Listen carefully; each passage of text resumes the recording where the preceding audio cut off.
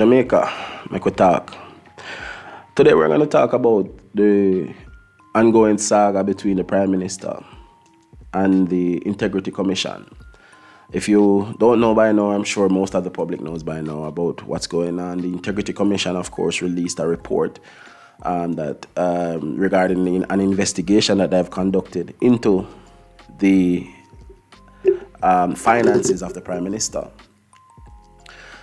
The commission didn't recommend any specific actions be taken against the Prime Minister himself, but they recommended that the report be sent to other bodies for further investigation, like the FID, the Tax Administration of Jamaica, and also there was a recommendation that a report be sent to the Ethics Committee in Parliament regarding the appointment of Mr. Norman Brown, who is said to be a business partner of Mr. Andrew Holness in one of his businesses. I think I'm trying to remember what business that was, but into one of his companies.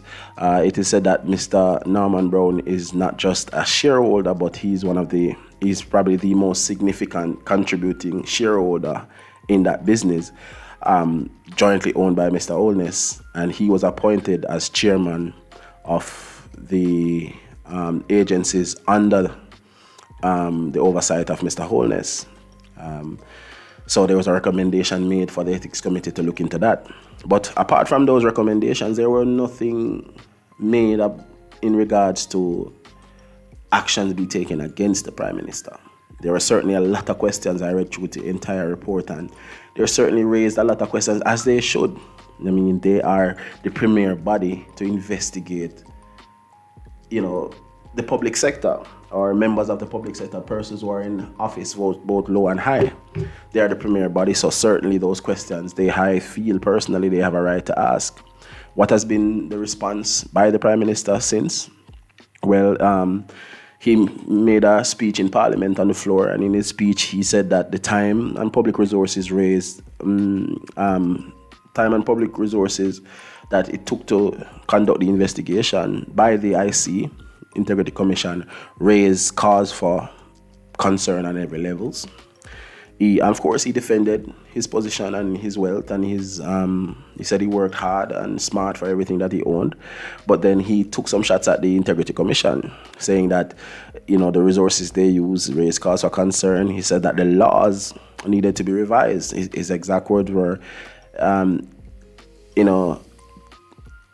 laws are in urgent need of revision. Now, keep in mind that these laws, the Integrity Commission, was set up by Mr. Holness himself and signed on to by Mr. Holness and members of the Parliament themselves in 2017. It also says that the operation of the Integrity Commission brings into question his integrity.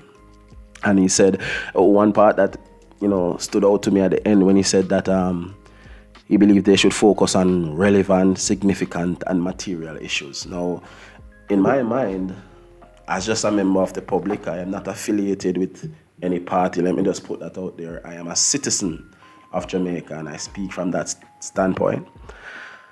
It seems quite interesting to me that he would say that, because what could be a more important function of the Integrity Commission than to investigate all the offices, all the public offices, but in particular the one at the very top? That seems significantly important to me, and a significant use of the commissioner's time and resources to make sure that it's coming from the top, because, it's leading from the head. If there is no integrity at the top, there will be no integrity going down the line, or minimal integrity going down the line. So that seemed a bit tongue-in-cheek to me, but that has been the response of the Prime Minister on the floor of Parliament. What has happened since? Well, now we hear that the Prime Minister has filed a lawsuit against the Integrity Commission, citing, among other things, that, I'm paraphrasing, they're defaming his character. Quite interesting. Asking for the report to be thrown out, except for one part of it that says there should be no criminal actions against him. And also asking for Section 14, This is quite interesting to me, asking for Section 14 of the Provision of Corruption Prevention Act to be, to be changed. He wants it to be gone. That's the section that says that, which outlines that a person who fails to satisfactorily explain their assets relative to their earnings commits the offense of illicit enrichment. He wants that section gone. Now that is quite interesting, because when the Prime Minister himself and the rest of the Parliament passed this commission, they passed this law, or passed it into law in 2017, his exact words were, the commission will build on the strengths of the anti-corruption institutions which it replaces. It will reduce or eliminate existing efficiencies and inefficiencies, and safeguard against the abuse of power or authority. That was Mr. Holness's words.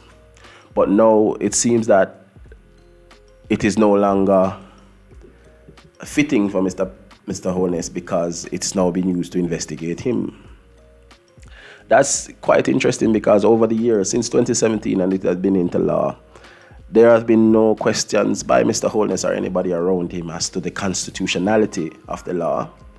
No questions surrounding the legality of the law or the way it was used. And I'm certain since 2017 until now, that law has been used to investigate a lot of people in the public sector at every level.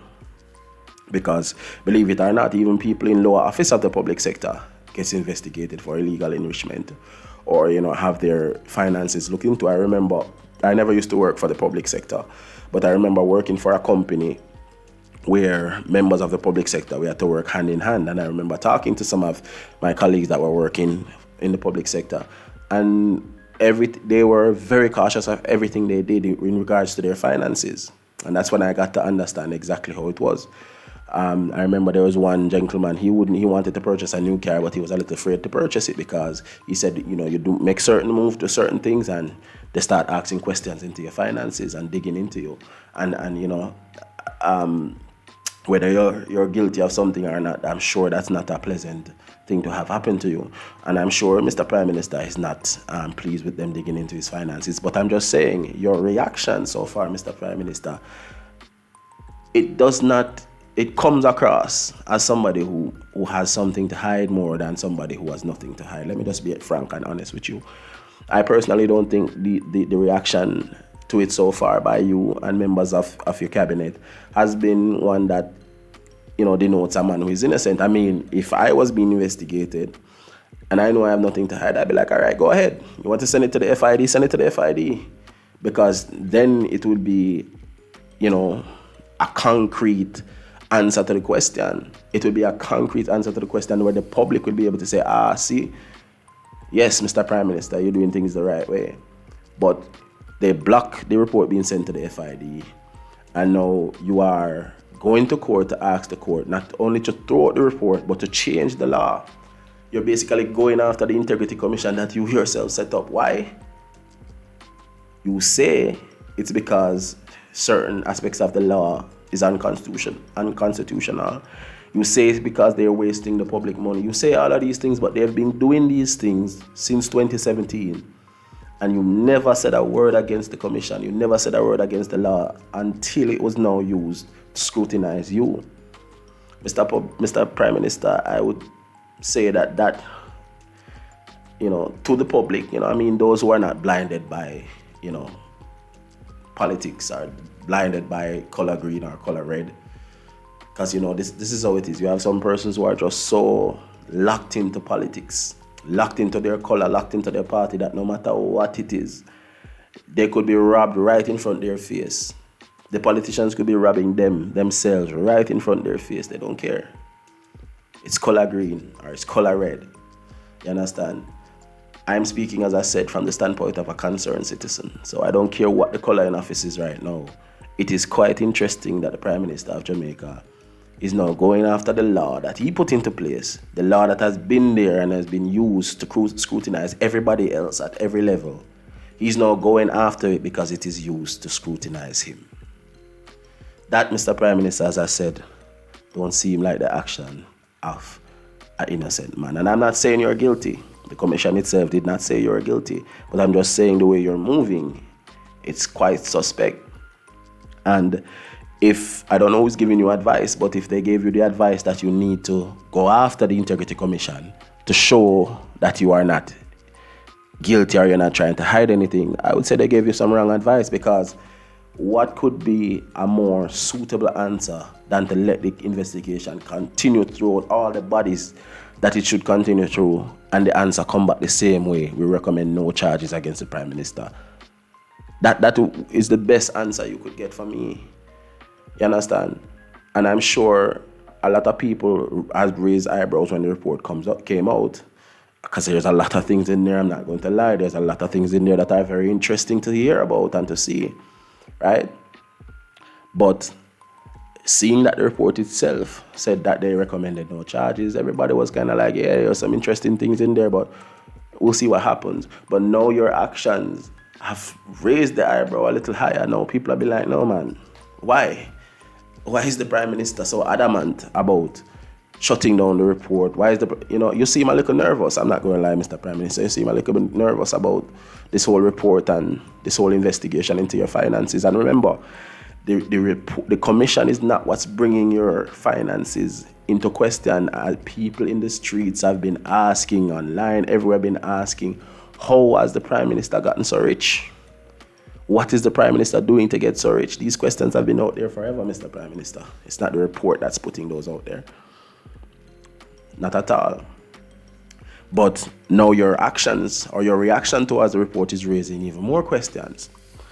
And it raised, other things that should have been put to bed are now coming back to light. Because now you have people saying, well, I wonder if this is why they didn't want the DPP to leave office. They wanted to keep her in there because they knew something was coming, and they were afraid that charges would be brought against them, and they needed her in there to cover them. And that's not far-fetched to think of. I mean, we know, not just in Jamaican society, not just in Jamaican politics and hierarchy, we know that, there are corrupt politicians out there, there are corrupt public officials, corrupt prosecutors, corrupt judges. So it's not far-fetched to think that you would want to keep her in there to protect you or other members of the parliament, or people around you. And those questions came up when you guys were fighting hard to keep her in there.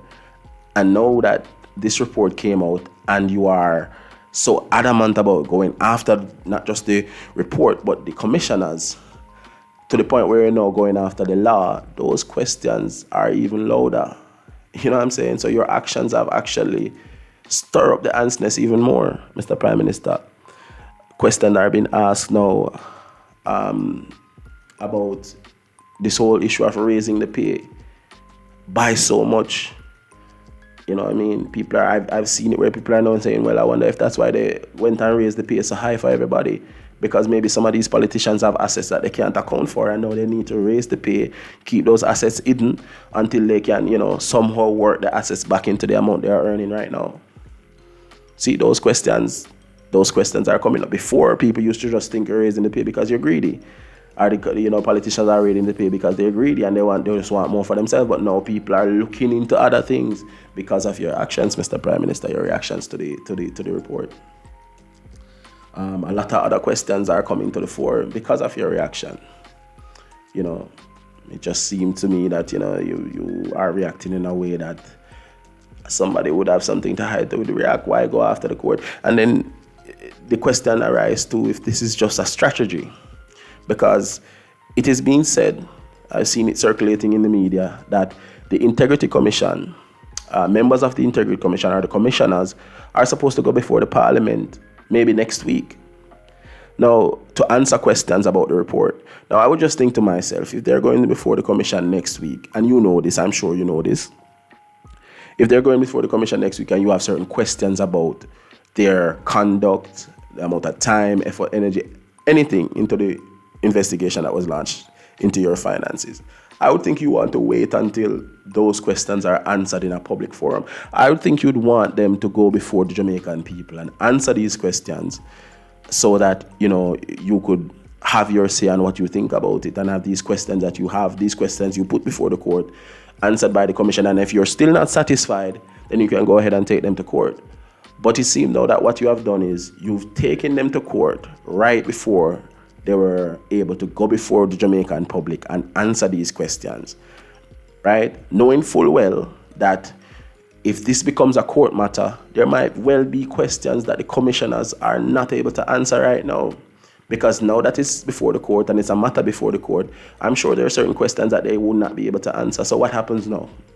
Are they going to cancel the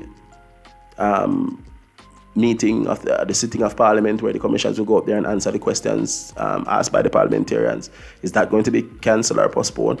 Or do you still send them up there now, basically with a gag order, now that you making it a court issue and they can't answer any questions, and now they sit there in front of the public unable to answer questions, and you say, see, told you something is up. See, they can't even answer the questions, knowing full well they can't answer the question because you've taken them to court. All these questions are now raised because of your actions, Mr. Prime Minister. And I'm not saying that you are guilty, Mr. Prime Minister. I'm just saying the way you've reacted to this whole scenario, this situation, and this lawsuit that you've launched, it does not look good, Mr. Prime Minister. It does not look good at all. I understand that you want to clear your name. I understand that you say you are innocent of any alleged impropriety as regards to your finances and your enrichment. But, common sense would say that trying to fight something is not a way, in this manner, is not a way to prove that you're innocent. It just seems more to the public that you have something to hide. Why not just let the investigations go through? Why is there an opposition to having the FID look into your finances as the report suggests? Why is there an objection to any of that? Why is there an objection to any of the recommendations in the report if you know you're not guilty of anything?